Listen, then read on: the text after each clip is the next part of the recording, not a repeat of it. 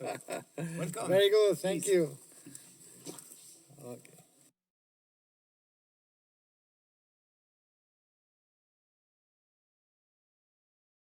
Alors j'ai commencé moi la musique comme guitariste, très jeune. J'ai voulu devenir guitariste classique.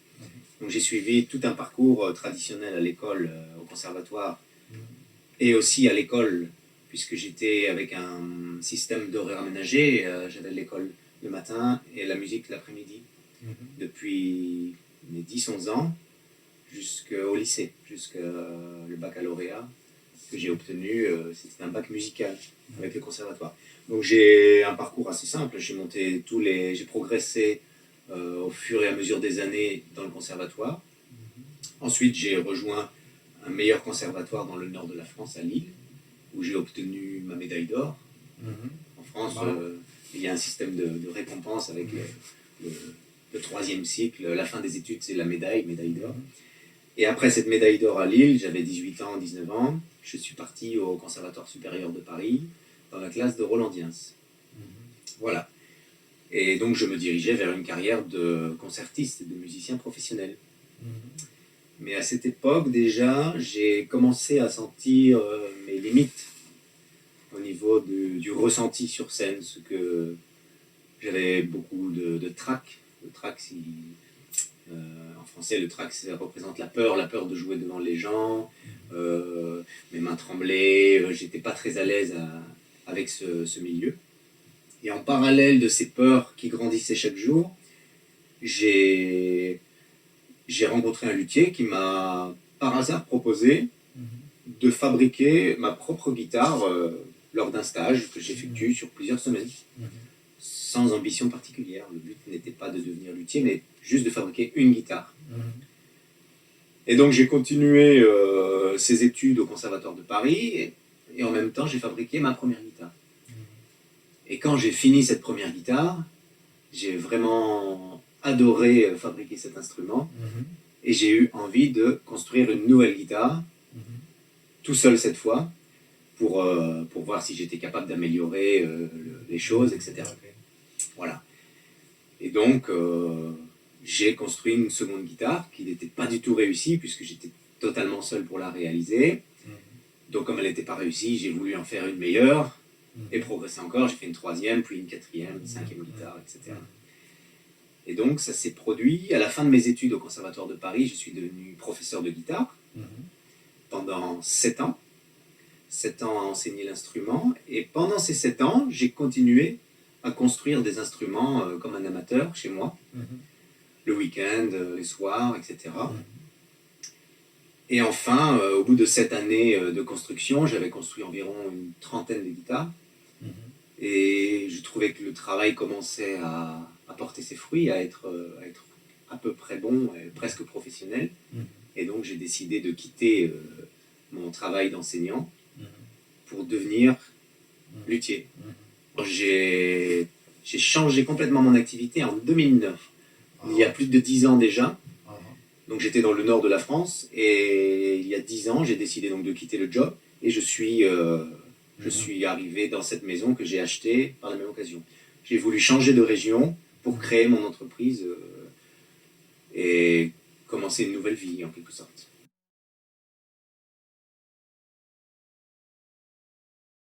Alors, je suis plutôt, dans un premier temps de ma carrière de luthier, je suis plus connu pour mon travail moderne, avec une approche moderne de la lutherie, avec des guitares où je n'ai pas d'ouverture devant, mais j'ai des ouvertures sur les côtés de l'instrument. J'ai fait beaucoup de recherches acoustiques qui m'ont amené à aboutir à mon modèle Maestro, Maestro HF.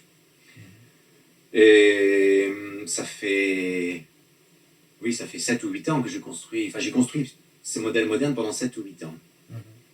Et il y a quelques mois, peut-être 2 ans, 1 an ou 2 peut-être, j'ai commencé à faire un gros travail de recherche personnelle, en dehors de mon métier de luthier, sur le symbolisme en général, des notions plus élargies de spiritualité, pas dans un cadre religieux ou mystique, vraiment quelque chose, une recherche profonde sur le symbolisme. Et ces recherches m'ont conduit à l'étude de la géométrie sacrée des cathédrales françaises, sans savoir où cela me conduirait. C'était juste une recherche personnelle pour enrichir ma culture, voilà. Et puis est née cette idée que peut-être toutes ces recherches pourraient servir à construire un instrument, puisque mon travail moderne, et donc la maestro, est très actuelle. Elle fonctionne parfaitement dans notre siècle, elle est tout à fait en phase avec son temps. Mais je trouvais que ces cathédrales avaient quelque chose qui était plus intemporel, qui traversait l'histoire. Et je voulais construire une guitare qui pourrait être parfaitement ancrée dans le temps présent, mais aussi qui puisse traverser l'histoire également. Alors j'ai étudié les maîtres plus anciens. J'ai étudié Torres, j'ai étudié d'autres maîtres, Hauser, plus anciens. J'ai essayé de comprendre leur état d'esprit, leur façon de travailler, leur façon de faire des recherches pour innover. Parce que comme on sait, Torres, en réalité, n'est pas quelqu'un qui a mis au point une guitare finie. Il a plusieurs périodes dans sa vie et il a toujours cherché à améliorer ses instruments, à les modifier, à créer de l'innovation. Et donc dans cet esprit finalement des grands maîtres, j'ai voulu créer une guitare qui puisse se baser sur toutes les innovations acoustiques que j'ai mis au point avec mon système de guitare moderne Maestro, et en même temps intégrer mes recherches plus symboliques et spirituelles sur les cathédrales et toute la géométrie sacrée des cathédrales, en espérant aboutir à un instrument qui puisse être intemporel et traverser le temps. Voilà. Alors, bien sûr, j'ai fait ces recherches, il a fallu dessiner la guitare Alchemia, et je suis parti d'une feuille totalement blanche sur laquelle j'ai complètement repris mon système de fabrication et j'ai repensé la guitare en fonction de toutes ces nouvelles connaissances que j'avais acquises.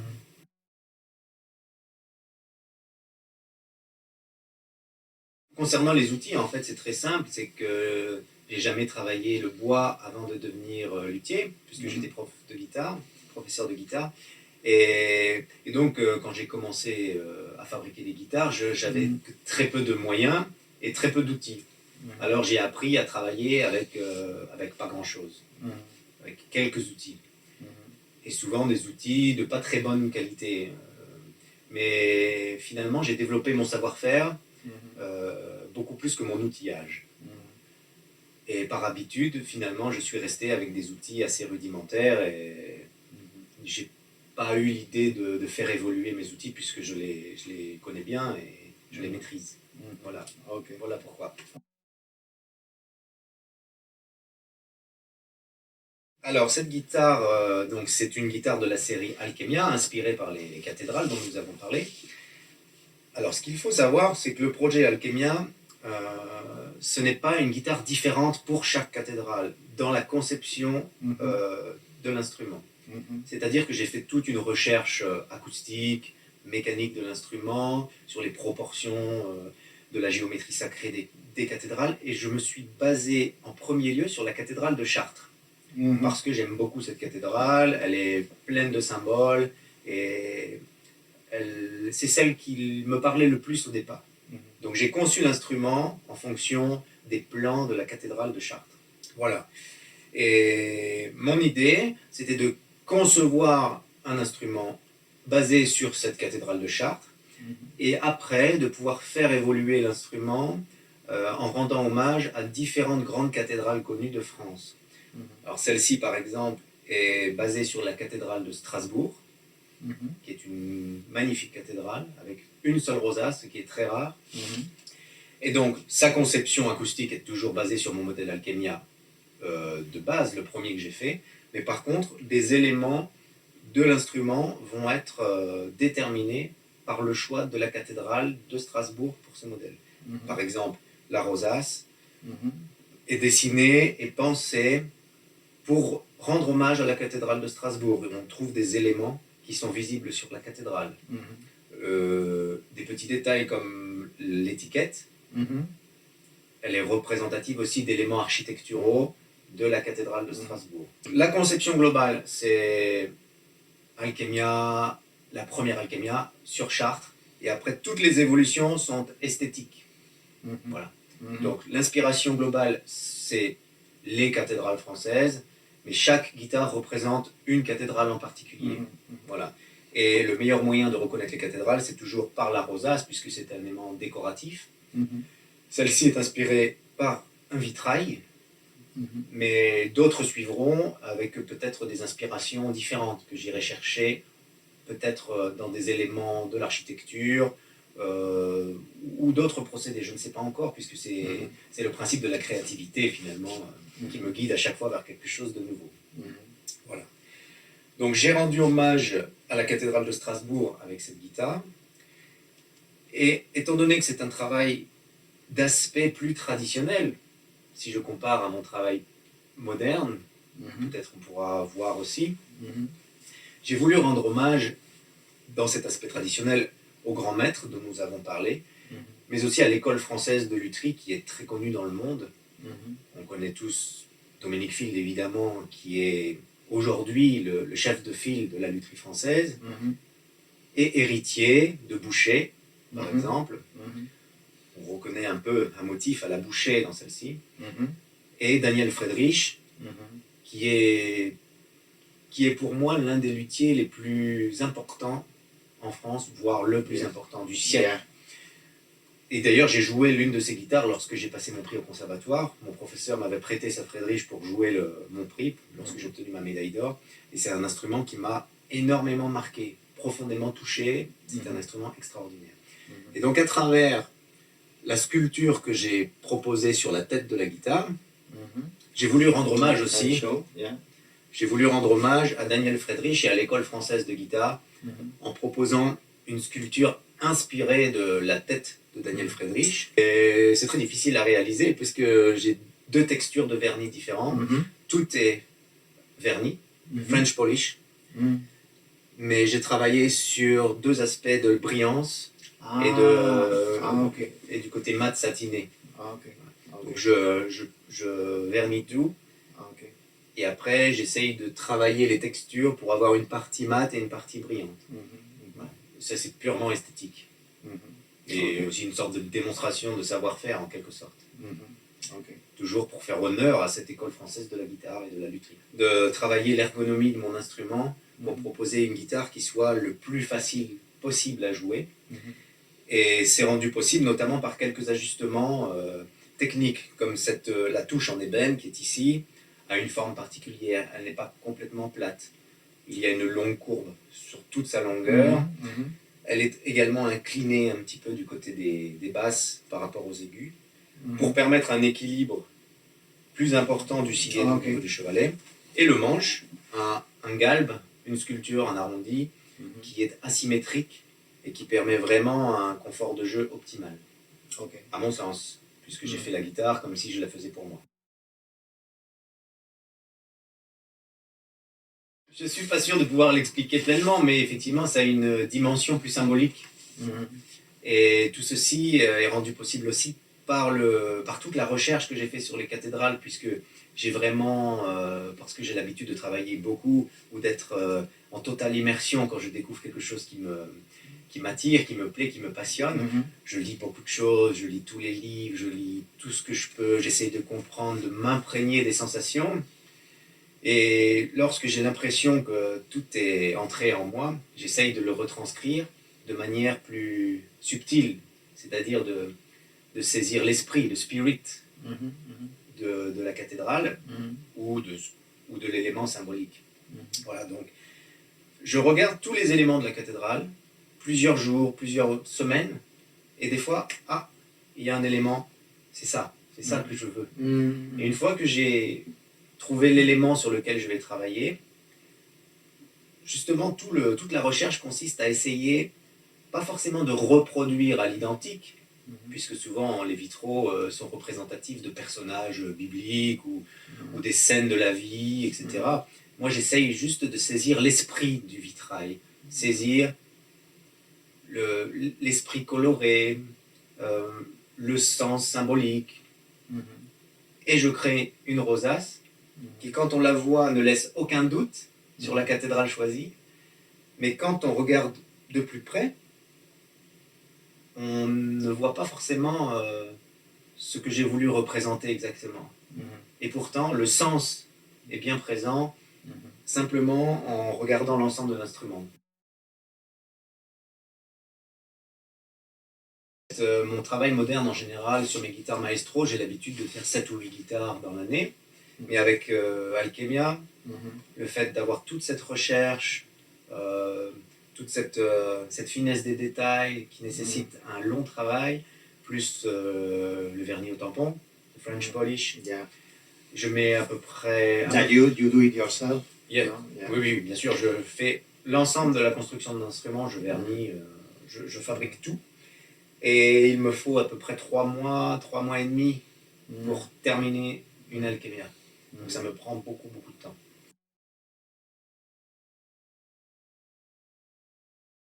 Dans ma recherche sur les cathédrales, j'ai beaucoup appris par rapport à la cathédrale de Chartres, surtout son aspect symbolique, mais aussi sur son aspect alchimique. Une alchimie médiévale, bien sûr, quelque chose de l'ordre de la spiritualité aussi. Et l'alchimie, le mot alchimie en français, est d'origine arabe. Le premier mot pour alchimie, c'est un mot arabe. Je ne saurais pas le prononcer avec la bonne prononciation arabe, mais c'est alchemia, avec une écriture un peu plus complexe. Et je trouvais que alchemia était un nom qui était parfaitement adapté à l'instrument, qui avait une dimension intemporelle, une dimension spirituelle et aussi une dimension internationale. Voilà. Alors j'ai simplifié le mot avec une écriture avec des lettres simples pour lui donner justement ce caractère universel. Ce que je veux en priorité, c'est avoir une guitare qui sonne comme une guitare. Pas une guitare qui sonne comme un piano ou une guitare... C'était très important dans ma recherche. Parce qu'aujourd'hui, beaucoup de guitares modernes, les doubles tables ou les systèmes lattice, les guitares beaucoup australiennes avec des matériaux composites, etc., ont des approches sonores qui sont, pour mon idée et pour mon oreille, trop synthétiques et qui se rapprochent parfois de l'aspect percussif des sons ou pianistique. Et j'ai toujours voulu, je cherche encore bien sûr, mais mon idée, c'est de pouvoir bénéficier des qualités modernes d'un instrument, pour ce qui est de l'équilibre, la puissance, la projection, la facilité de jeu, l'équilibre sur tous les registres, mais sans renier l'histoire de la guitare avec son côté organique et ce son vraiment que nous aimons tous de la guitare classique. Donc je voulais vraiment un son qui se rapproche de ce qu'ont fait les meilleurs maîtres, peut-être d'une époque passée, mais dont les guitares que l'on peut jouer encore actuellement sont merveilleuses, mais avec des qualités techniques modernes, de projection, etc. Voilà, comme on a pu déjà le décrire. Okay. Alors maintenant, savoir si j'ai atteint mon objectif, je ne sais pas. J'essaye de faire au mieux à chaque fois. Ce que je sais, c'est que chaque guitare que je construis me surprend toujours. Et pour l'instant, ça me surprend positivement. Okay. Voilà, j'ai toujours des bonnes surprises, donc je continue.